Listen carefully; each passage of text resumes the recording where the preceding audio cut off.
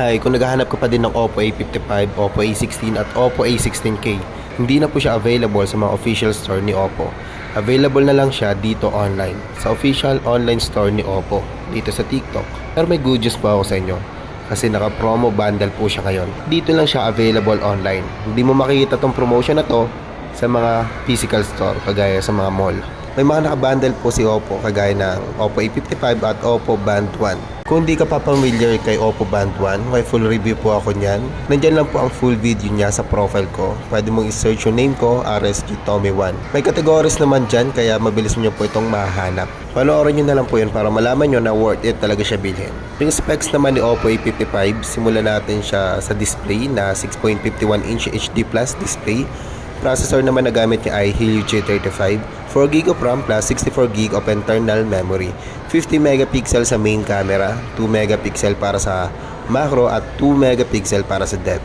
16 megapixel ang front camera, naka-punch hole display po yan. Ang battery niya naman ay 5000 mAh battery with 18 watts fast charge. May naka-promo bundle din po tayo na A16K at Oppo Band 1. Yung original price ni Oppo A16K nung nirelease siya dito sa Philippines ay 6,999 at si Oppo Band 1 naman ay 1,699. Pero ngayon mabibili mo na lang sila na magkasama ng 6,269.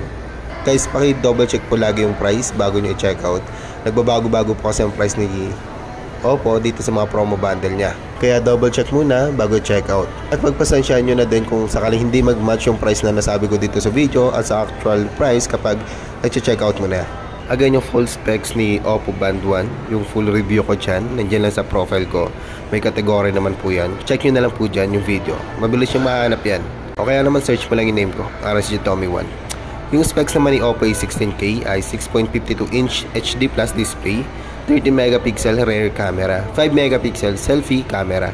Helio G35 po ang chipset niya, 3GB of RAM, 32GB ang internal memory. Expandable naman po ito up to 256GB memory card. Android 11 po ang OS niya.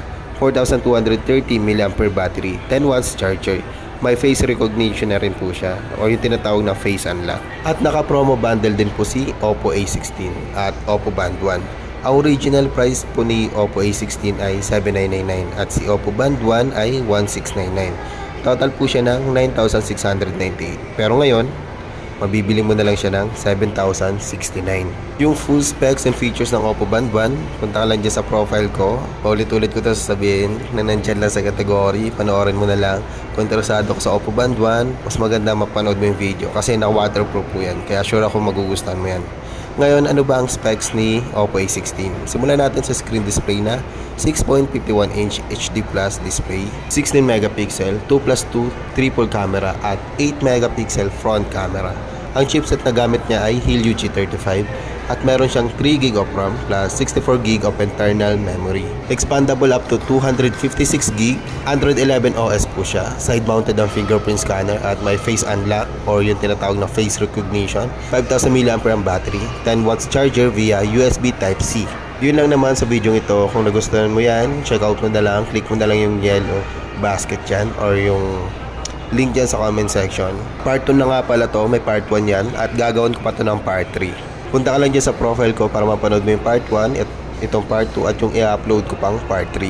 Follow mo na din ako kasi gagawin ko ng ulit ng full review yung Oppo A16, A55, A16K na mas detailed. Okay? Yun lang naman sa video ito. Peace out.